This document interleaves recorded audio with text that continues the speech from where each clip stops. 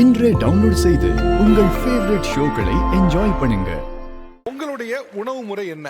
தேடி தேடி சாப்பிடுறவரா, இல்ல வந்து கட்டுப்பாடே இல்லாம சாப்பிடுற ஆளா, இல்ல நிறைய சாப்பிடுற ஆளா? சாப்பாடுங்க கிடைச்சாலே சாப்பிட்றாள் சார். ஆக்சுவலாக பார்த்தீங்கன்னா ஃப்ரெண்ட்ஸ் கூட நாங்கள் எல்லாம் ஒன்றா போவோம். அவங்க வந்து பாதி சாப்பிடுவாங்க, மீதி வந்து சாப்பிடாம என்கிட்ட தந்துடுவாங்க. அதனால அவங்க பேரே எனக்கு வச்சிருக்காங்க, டஸ்ட்பின் சபரின்னு பேர். டஸ்ட்பின் சொல்ல ஒன்று தெரியும், ஓகேவா?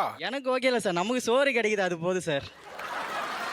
நீ என்ன வேணா சொல்லு, சோறு கொடுத்தா ஓகே தான். ஆமாம் சார். சார் அப்படி என்ன சாப்பிடுவீங்க? ஏன் டஸ்ட்பின் சபரின்னு கூப்பிடுறாங்க? சார் எது தந்தாலும் biryani, curd rice, tomato rice, lemon rice, அப்படி எது தந்தாலும் சாப்பிடுவோம். பரோட்டா எல்லாம் ஒரே நேரத்துலையா? இப்போ ஹோட்டல் போகிறப்ப அளவு மீறி ஆர்டர் பண்ணுவாங்க. அவங்களாம் பாதி சாப்பிட்ருவாங்க, மீதி சாப்பிட முடியாது என் தலையில் கட்டுருவாங்க. நான் எல்லாத்தையுமே சாப்பிட்டு பொறுமையாக எந்திரிச்சு வருவேன் சார். அது வரைக்கும் அவங்களும் வெயிட் பண்ணுவாங்க சாப்பிட்டு எனக்காக. ஓகே, மிச்சம் வச்சு டஸ்ட்பினில் போகிற மாதிரி போயிட்டுமே, ஏன் நீங்கள் சாப்பிட்றீங்க? சார் அது வேஸ்ட்டாக போகுது இல்லை, போனால் வயிற்றுக்காவது போக முடியல. அதனால தான் பேர் டஸ்ட்பின் சபரின்னு வச்சுட்டாங்க. ஏதோ அப்துல் கலாம் பேர் வாங்கின மாதிரி என் பேர் dustbin Sabari, rocket man of இந்தியான்னு சொல்கிற மாதிரி டஸ்ட்பின் சபரி. உலகத்திலே குப்பை தொட்டின்னு வைக்கிற பேருக்கு சந்தோஷப்படுறவங்களால் நீ தான் இருப்பேன். ஓகே, நீங்கள் ஆக்சுவலாக கட்டுப்பாடோட சாப்பிட்றவங்களா, ஃபுட் கான்சியஸோட சாப்பிட்றாள்? ஓகே, உங்களுடைய ஃபுட் கான்சியஸ் என்ன? நான் ஆல்மோஸ்ட் ஒரு 10 இயர்ஸாகவே ஒரே ஒரு வெயிட்டை வந்து மெயின்டைன் பண்ணிட்டு இருக்கேன் சார். ஓகே, என்ன உங்கள் டயட்டு? என்ன டயட்டு? பிரேக்ஃபாஸ்ட் வந்துட்டு நான் ஏதாவது ஜூஸ் மட்டும்தான் எடுத்துப்பேன். ஆஃப்டர்நூன் ஒரே கரண்டி சாதம் தான். ஸோ வெஜிடேபிள்ஸ் ஒரு 2-3 வச்சுப்பேன். வெஜிடேபிளை தான் ஃபுட்டு மாதிரியே எடுத்துப்பேன். சரி, காலைல ஜூஸு, மதியம் வந்து ஒரு கரண்டி சாதம், கொஞ்சம் வெஜிடபிள்ஸ் அடுத்து நைட்டு 2 சப்பாத்தி, அது கூட 6:30க்குள்ளே சாப்பிட்ருவேன். 6:30க்குள்ள 2 சப்பாத்தி, 2 சப்பாத்தி, அவ்வளோதான் சார். அதோட முடிஞ்சது டயட்டிங். இது சொல்றதை கேட்கும்போது உங்க ரியாக்ஷன் என்ன? நாங்கள் சாப்பிட்றல ஒருவேளை சாப்பாட்டில் கூட அவ்வளோ வராது சார். அதில் பாதி தான் அவங்க சாப்பிட்றாங்க. ஓகே, வேற யாராவது இப்படி சாப்பிட்டு உங்களால் வாழ முடியுமா? அவங்கெல்லாம் வாழ்ந்து என்ன பிரயோஜனம்? நாங்கள்லாம் இன்னும் வாழ்க்கிற சாப்பிட்றக்காக தான் வாழ்கிறோம். அவரோட கண்ணோட்டத்துக்கு அது அந்த மாதிரி தோணுது சார். எனக்கு அவங்கள பார்க்கும்போது அப்படி தோணுது. நிறைய சாப்பிட்டு அவங்களோட ஹெல்த் கான்சியஸை பற்றி அவங்க யோசிக்கிறதே இல்லை சார். நாங்கள் வந்து ஹெல்த் கான்சியஸ் பார்க்குறோம். நாங்கள் வந்து இப்படி இருக்கிறதுனால எங்களால் நல்லா நடக்க முடியுது, ஓட முடியுது, எல்லா இடத்துக்கும் டைமுக்கு ப்ராப்பராக போய் சேர முடியுது. இந்த மாதிரி நிறைய விஷயங்களை நாங்கள் ரொம்ப எனர்ஜெட்டிக்காக ஃபீல் பண்ணுறோம். நீங்கள் உங்களால் பெருசாக இவங்கள மாதிரி ஆக்டிவாக இருக்க முடியாது. இப்போ நான் வந்து ஓட முடிஞ்சால் ஓடுவேன், நடக்க முடிஞ்சால் நடப்பேன், ஒன்று பண்ணுவேன். நீங்கள் மதன்னு இருக்க மாதிரி இருக்க மாட்டேன் அப்படிங்கிறாங்க. சார் மதம் இருந்தால் என்ன, வாழ்க்கையில் எப்படி இருந்தால் என்ன சார்? வாய்க்கு 3 நேரம் ருசியாக சாப்பிட்றது கொடுத்து வைக்கிறத விட என்ன சார் வாழ்க்கை? எத்தனை வருஷம் வரைக்கும் வாழ போகிறாங்க? ஓகே, உங்கள் டயட் கான்சியஸ் சொல்லுங்கள். நான் வந்து ஒரு வெல் பேலன்ஸ்ட் டயட் தான் சார் எப்பயுமே எடுப்பேன். எல்லாமே ஒரு protein, fibre, healthy fats, probiotics, carbohydrate எல்லாமே இருக்கிற மாதிரி. எதுவுமே இவங்களுக்கு புரியாது. ஓகே, நீங்க சிம்பிளா நீங்க என்ன சாப்பிடுறீங்க? பேலன்ஸ் டயட் தான் சார். முக்கியமா நான் வந்து கட் ஹெல்த் பாத்துக்கிறது, பழைய சாத கஞ்சி டெய்லி எடுக்குவேன். பட் நான் இவங்க கிட்ட ஒரு பாயிண்ட் மட்டும் சொல்லணும். ஆஸ் அ டாக்டரான சொல்றேன், இவங்க எல்லாருமே சொல்றதுலேயே தெரியுது they are leading unhealthy life style. அவங்க கிட்ட இருக்கிற சிம்டமே தெரியுது தே ஆர் பிகமிங் அன்ஹெல்தி.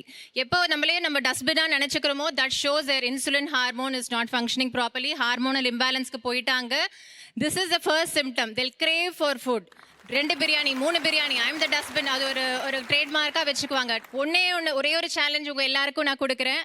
ஒரே ஒரு cardiac risk marker and inflammatory marker, ஒரு பிளட் டெஸ்ட் இருக்கு. நீங்க பார்க்க ஒல்லியா இருப்பீங்க, ஃபேட் வந்து ஸ்கின்னை தொட்டா இருக்காது. உங்க ஆர்கன்ஸை சுத்தி எல்லா ஆர்கன்ஸ்லயும் ஃபேட் இருக்கும். ஒரே ஒரு அல்ட்ராசவுண்ட் ஸ்கேன் எடுங்க, ஃபேட்டி லிவர் இருந்ததுனாலே that shows you are more prone for getting heart attack, stroke எல்லாமே. நீங்க ஏதோ பயங்கர மாதிரி இருக்குன்னு யோசிக்கிறாங்க. இல்ல சார், இதுதான் உண்மை சார். எல்லாரும் இன்னொருத்தர் சொன்னாரு டாக்டர்ஸ்லாம் இப்ப கார்டியாக் அரெஸ்ட்ல இருக்கிறாங்க. மேடம், அந்த மாதிரி நாங்கள் செக்கிங் வந்துட்டாக்கா நீங்கள் சொன்ன பிரச்சனைலாம் எங்களுக்கு வந்துடும். அது வரைக்கும் நாங்கள் ஹாப்பியாக தான் இருப்போம். என்ன சொல்ல வரீங்க? இல்லை சார், இப்போ சொன்னாங்கல்ல ஒரு டைம் ஹாஸ்பிட்டலில் வந்து பிளட் டெஸ்ட் எடுங்க, எல்லா டெஸ்ட்டும் எடுங்க, அதுக்கப்புறம் பாருங்கன்னு சொன்னாங்கல்ல. அந்த டெஸ்ட்லாம் நாங்கள் அவங்கள்ட்ட வந்து எடுத்துட்டாக்கா அந்த பிரச்சனைலாம் எங்களுக்கு வந்துடும். எப்படி வரும்? பயத்திலே வந்துடும் சார். நீங்க கொஞ்சம் சயின்ஸா பேசணும். இவ்வளவு பிளண்டா பேசக்கூடாது சார். சொல்லுங்க சார். ஒரு டெஸ்ட் எடுத்துட்டாங்கன்னா டெஸ்ட்ல தான் சொல்ல முடியும் இருக்கா இல்லைன்னு. நான் டெஸ்ட் எடுத்தாலே எனக்கு ஏதாவது வந்துடும் அப்படிங்கிற மாதிரி பேசல, எப்படி சரியா வரும் சார்? இப்போ எங்கள் அண்ணன் ஆரோக்கியமாக இருந்தார் சார், கொத்தனார் வேலை செஞ்சார் சார். அவருக்கு வந்து எந்த ஒரு பழக்கமும் கிடையாது. ஹாஸ்பிட்டலுக்கு நம்ம ஜிஹெச்சுக்கு போனார் சார். ஹாஸ்பிட்டல் போய்ட்டு உடம்புல வந்து ஏதோ சுகர் ஹை லெவல் அதிகமாகிடுச்சுன்னு சொன்னாங்க சார்.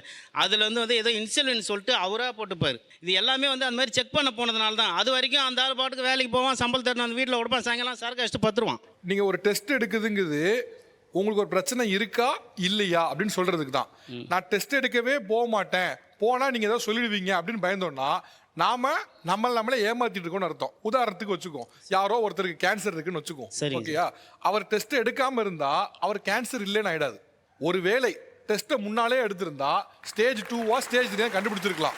நம்ம டெனையல்ல வாழ்ந்துட்டு இருக்கோம் வச்சுங்களேன், ஸ்டேஜ் 4 போய் முத்துன போறதான் தெரிய ஆரம்பிச்சிடும்.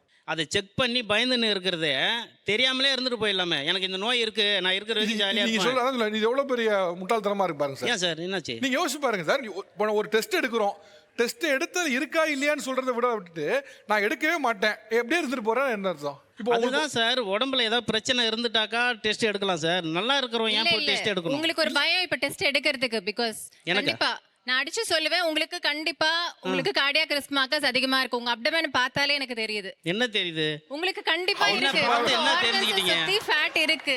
இப்ப பார்த்து என்ன தெரிஞ்சுக்கிட்டீங்க? எனக்கு ஒரு நிமிஷம் புரியல. இப்போ இந்த பக்கத்துல யாருக்குமே நார்மலா இருக்காதுங்களா? நான் எல்லாரையும் சொல்ல சார், அவரை சொல்றேன் இப்போ. அவருக்கு normal ஆ அவரை இருக்காது. சொல்றேன் சார், சொல்றேன். ஒருவேளை நீங்க சொல்ற எல்லா டெஸ்ட்டும் எடுக்கிறேன், எனக்கு அதுல எந்த பிரச்சனையும் இல்லைன்னு வந்துருச்சு அப்படின்னா நான் இதே மாதிரி இஷ்டத்துக்கு சாப்பிட்றத கண்டினியூ பண்ணலாமா? அப்ப என்ன பேசுவீங்க? கரெக்டா வந்துருச்சுல, இப்ப என்ன பேசுவீங்கன்னு கேக்குறாங்க. இல்ல நான் ஒத்துக்க மாட்டேன். நீங்க ஒத்துக்க மாட்டீங்க? ஏன்னா ஃபியூச்சர்ல வரும் சார். இப்ப ஏர்லி ஸ்டேஜா இருக்கலாம் சார். இப்ப என்ன ஏஜ் பா உங்களுக்கு? எனக்கு 28. 28. ஸோ நான் எப்படி சார் ஒரு பேஷண்ட்டை தெரிஞ்சே ஓகேப்பா நீ அன்ஹெல்த்தியாக சாப்பிடு, இப்போ நார்மலாக இருக்கு, அதனால நான் இப்போ வரப்ப பார்த்துக்கலாம், ஹார்ட் அட்டாக் வரப்ப பார்த்துக்கலாம் அப்படின்னு சொல்லிட்டு நீ எல்லாமே சாப்பிடு நான் எப்படி சார் சொல்ல முடியும்? கண்டிப்பாக நான் ஒத்துக்க மாட்டேன். அப்பயும் நான் ஒத்துக்க மாட்டேன். அதே மாதிரி நான் நல்லா சாப்பிட்டு ஹார்ட் அட்டாக் வராம இருக்கும் நானும் ஒரு அசம்ஷன்ல போவேன்ல. இப்போ நீங்க சொல்றீங்க அசம்ஷன் தானே அது. அப்ப நீங்களும் அதே மாதிரி தானே சொல்றீங்க. இந்த திங் இஸ் ஒண்ணுதான், நீங்க யாருமே டெஸ்ட்டுக்கு தயாராகவே இல்லை. டெஸ்ட்டுக்கு நான் ரெடி, நான் பார்த்துருக்கேன் அப்படின்னு ஒன்னா ஓகே. நீங்க டெனையல்லே இருக்கீங்க, எனக்கு ஒன்றும் இருக்காது, எனக்கு ஒன்றும் இருக்காது. நான் டாக்டர் கிடையாது, பட் நான் டீச்சராக ஒரு 15 இயர்ஸ் ஒர்க் பண்ணிட்டு இருந்தேன். நான் சொல்றது ரீசன்ட் டேஸ்லயே 4th ஸ்டாண்டர்ட் படிக்கிற பொண்ணு 3rd முடிச்சு 4th ஸ்டாண்டர்ட் வந்திருக்க பெரிய பொண்ணு ஆயிட்டா.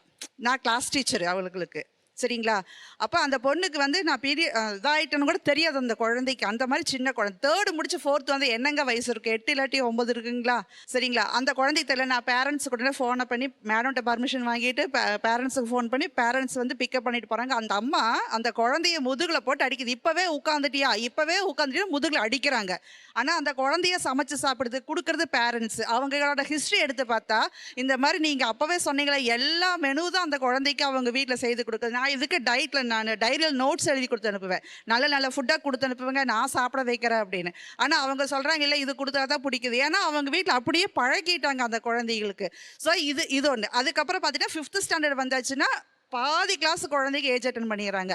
6th வரும்போது கம்ப்ளீட்டாக ஏஜ் அட்டன் பண்ணிடுறாங்க. இதுக்கு எல்லாத்துக்கும் காரணம் என்ன?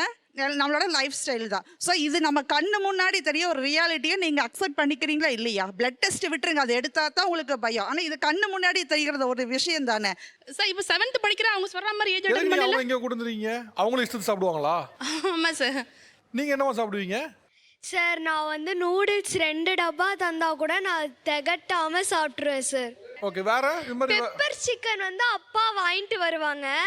வாங்கிட்டு வரப்ப பிளேட்ல அதிகமா எலும்பு இருக்குதுன்னா அது என் பிளேட்ல தான் சார் இருக்கும். அம்மா பிளேட்லயோ இல்லை அப்பா பிளேட்லயோ கொஞ்சோண்டு தான் இருக்கும்.